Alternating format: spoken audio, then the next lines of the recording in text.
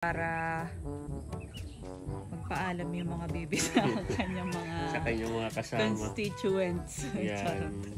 So, ayan na. Nilalapitan na siya ng kanyang mga kasamang baby. Nakakaawahan. Pero ganun talaga. Mamaalam ka na sa kanila. At yan mga kadilag, ito na po ang aming adobo sa gata. Kagwapo lang na pato.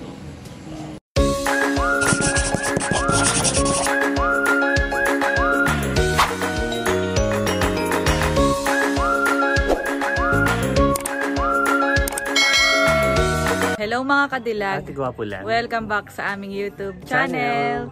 So for today's vlog po ay magluluto po kami ng ulam ni Kagwapo lang. At ang lulutuin po namin ay bibi o yung duck. Pato. Pato din sa iba ang tawag. So magluluto po kami nito ng adobo sa gata. Wow, Dahil Kagwapo lang, mayroon kaming isang pato. Ito talaga hindi kakatayin pa.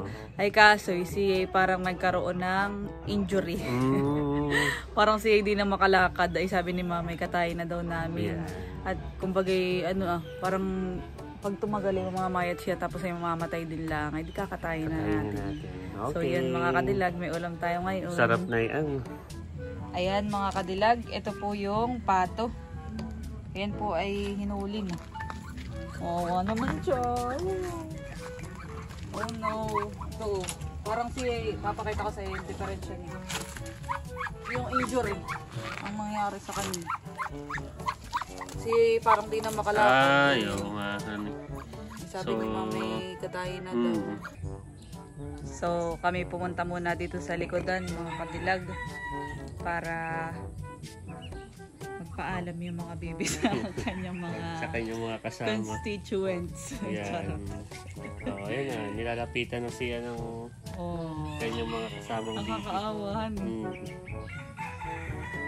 Pero ganun talaga. Mamaalam ka na sa kanila. So tayo muna mga kadilag ay magdidikit ng apoy. Para yung pagbubuntugan ng na yan, yung pagtatanggal ng balahibo ay ready na. Bago tayo magkatay. Okay, let's go. go. Kami po ay narito sa likodan ni Kagwapo lang.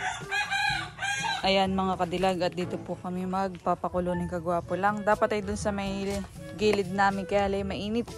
Dito yung Lilong. Dito po mga kadilag ay malilong. Nagdikit na po si kadilag ng apoy. At dito po kami magluluto. Papakulo muna tayo ng tubig. At doon po natin isasaklang. Ayan mga kadilag, at nakasalang na po ang ating kaserola. So yung ginamit namin ngayon yung tanggal na ang tanggal. Dito naman po amin lang ibubuntog yung bibi mga kadilag. Pero sa kawali tayo magluluto mamaya. Ito yung pinakang pag-aalisin natin yung balahibo. Oo, pag sa kawali parang maliit. Kaya yan na lang. So yan mga kadilag, atin lang po papakuluin. Pakukuluan lang para yan ay pangtanggal balahibo. At tinatapasan na po mga kadilag ni Kagwapo lang yung kuwan. Niyog na gagamitin po namin. Ang luto nga po pala namin ni Kagwapo lang ay adobo sa gata. Ayan, kakayod po kami ng niyog.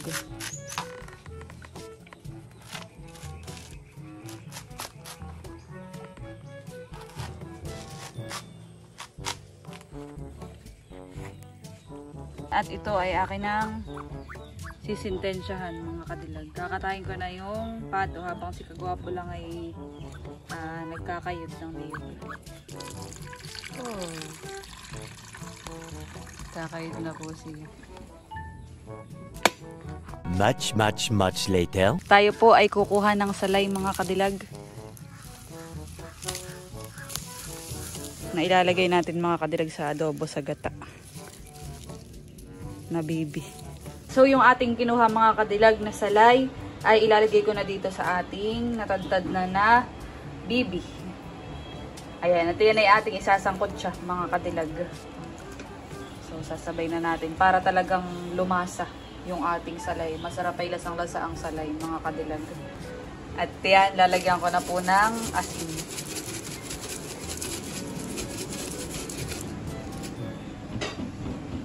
Yan mga kadilag, at kami po ay lumipat na ng lutuan ni Kagwapo lang. Dito na kami sa Gason. Dahil yung panggatong ay medyo mapuod. So hindi ganun kadingas. Ayan. kumbaga tayo nagpakulo lang kanina doon. Ngayon naman mga kadilag ay nilagyan ko na ng tubig. Kasi ito ating papakuluin at isasangkot siya. Ayan mga kadilag, at habang nakasalang po ang ating pato, habang sinasangkot siya, kaya ako'y kukuha dito kala Chloe ng sili. Masarap mga kadilag, ay maanghang. So tayo mamimitas ng mga sili. Nakitong mga sili dito ko, maliliit. Pero itong mga kadilag ay maanghang. Makailang peraso ka lang na ito eh. Talagang natutuyo na pati yung iba.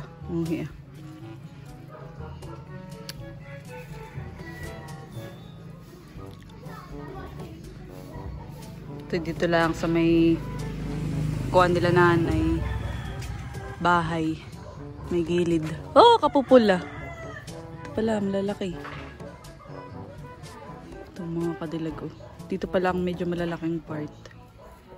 Dami. Okay na ito mga kadilag.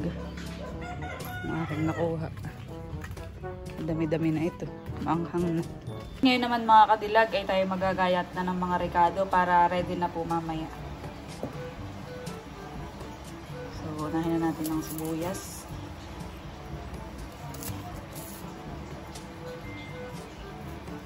Para mamaya dire-diretso na gwapo lang. Saklang yan, saklang yan. Yeah.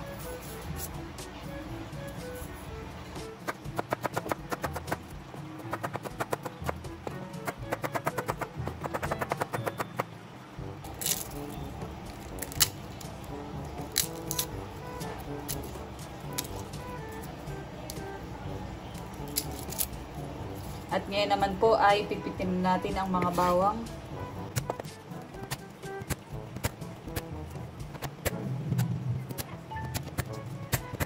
Ngayon naman ay ang ating luya.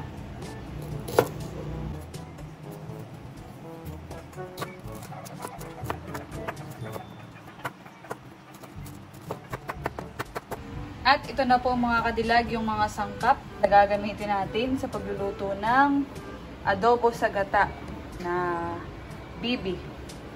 So yan, ito po ay nasangkot siya na namin, ikagawa po lang.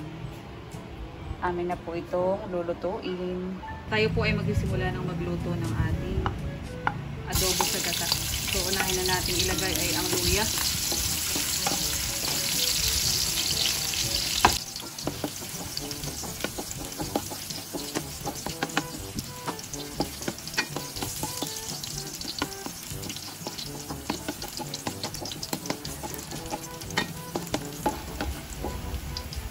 Sunod na po natin ang bawang.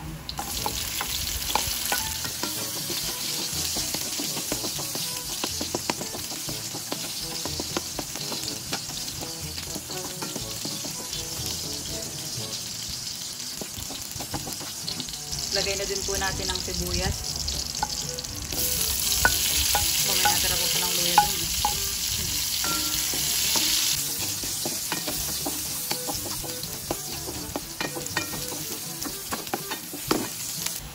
Ayan mga kadilag, ngayon naman po ilalagay na natin itong bibi.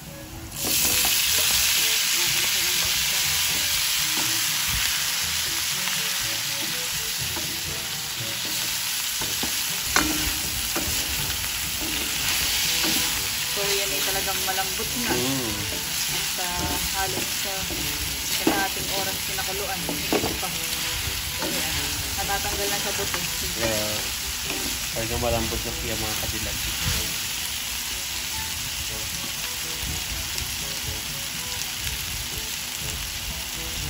Ang next natin ilalagay ay ang toyo mga kadilag.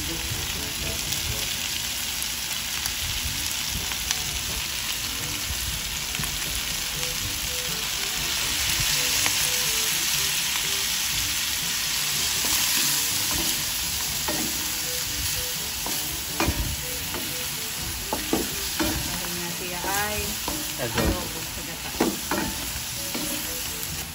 Buhos na din natin mga kadilag yung pangalawang gata.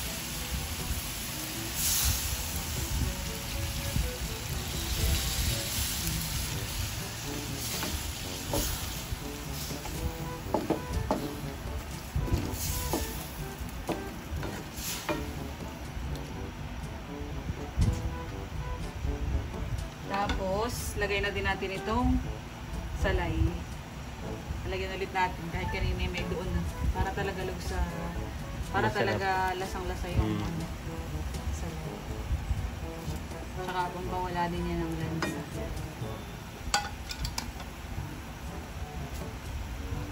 Lagyan natin ng paminta. Oops. Parang napadami doon sa side na inan. Pero wala.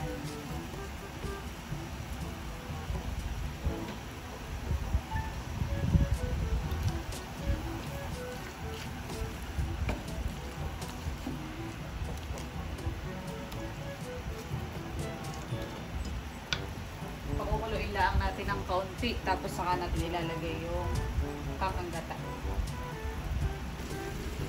Ayan mga kadilag, at siya ay gulong-gulo na.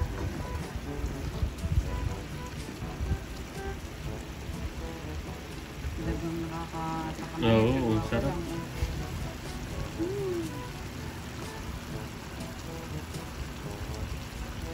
Mukhang mataba pati yung pato to, naglalangs-langs.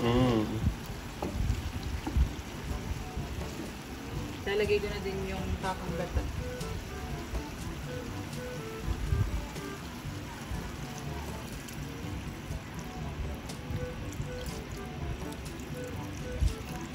Laging hindi tinitipid sa gata.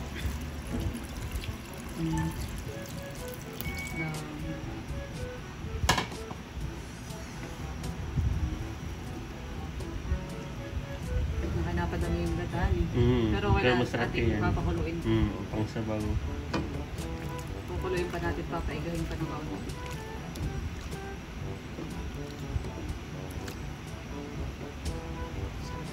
Ay, nanarin na pati. Sarap ng pang-ulam eh. Oo. Tsaka pang lagay. Tikman nga natin, tikman ko. Sige. Sige, plain. Titikman ko kung sakto na yung ano niya, lasa. Tikman na po ni Kaja lang. Tinig ko ako, di pa nakakaluhan yung kailangan. Ayan, mga kadilag. Medyo naiiga-iga na. So, lagay na natin yung sili. Ito, yun ang may sili. Sarap. Yan ang magpapakuha na yan eh. Tawag doon, sipahan eh. May sipa. Lahat ko na. Masarap yung may sipa. O, pang toppings na lang. Sige, pang-toppings na. Baka naman mapaangkang.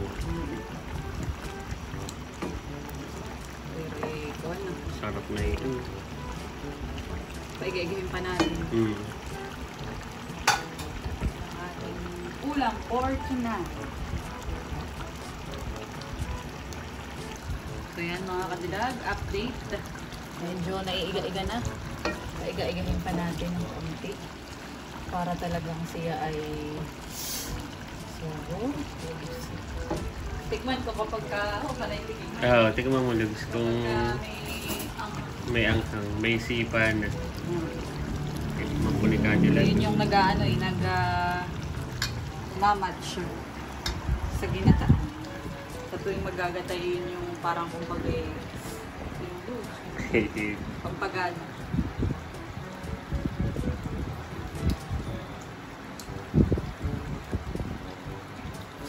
Masarap po. Talaga namang sura pa lang, nakakatakam na. Kay sariling luto, sariling kure yan. Pero masarap ito. Sarap.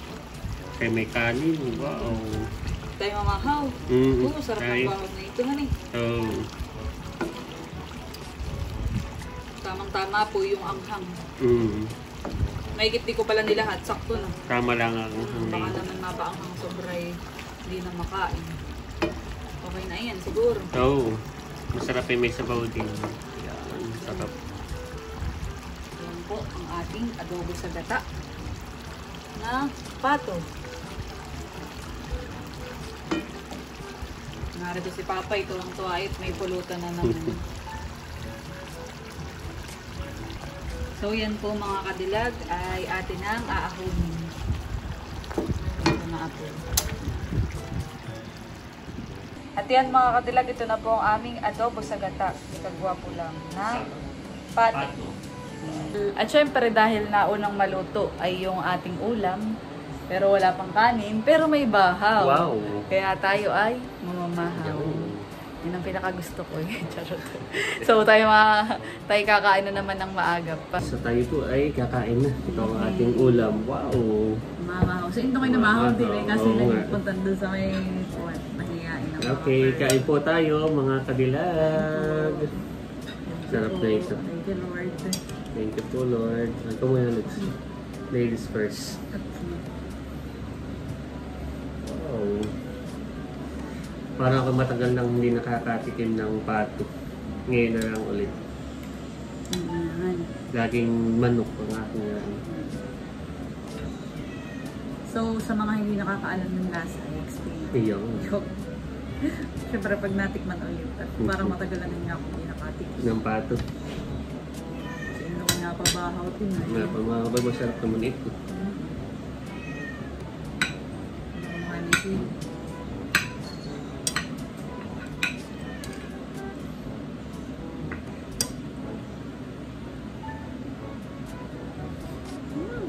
Ano, kamusta? Sarap.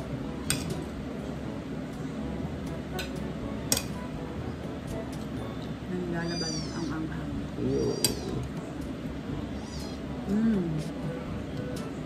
Kain po tayo. Tapos yung pato, malambot. Yun masarap. Tapos tamang nilagyan natin ng salay habang sinasangkot siya. Nanood yung sangkot. Yung salay. Oo nga. Sarap.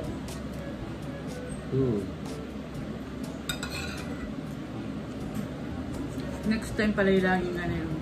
May salay pa kanya. Oo nga. Saka yung anghang ay hindi yung ganun ka-anghang. Tamang-tama.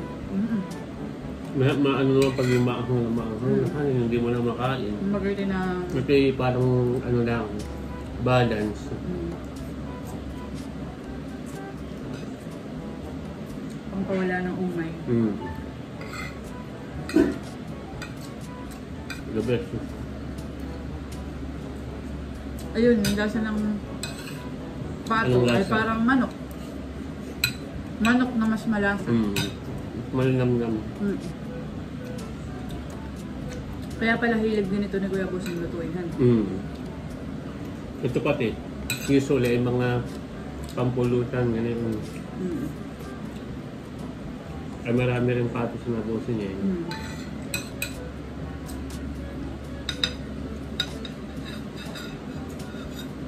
Ay, ano? Ano pa yun? Masarap yung may sabaw. Sarap. Yeah.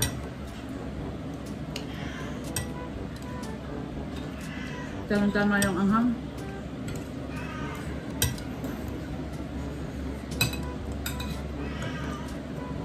Kasi Indong ang nag-request na anghangan eh. Napagamak pa lang kanin. Masarap naman. Nakatama. Itong pato ay malambot na, bibi. Malambot. May matagal naman natin pinakuluan. Yung iba pag kumagal ito, maganit pa. Ito tamang-tama. 1 hour later. Mga kadilag, si Kagwapo lang ay bumalik muna sa kanila dahil siya ay nagpa-infanta din kanina at siya po may binili. ng damit at kanina ay pawis-pawisan. Oo. At dahil dyan, nung ako'y dumaan, ay may pinapabigay. Galing daw kay Ate Nel. Wow! So ito ay sa atang dalawa, si Lokmani.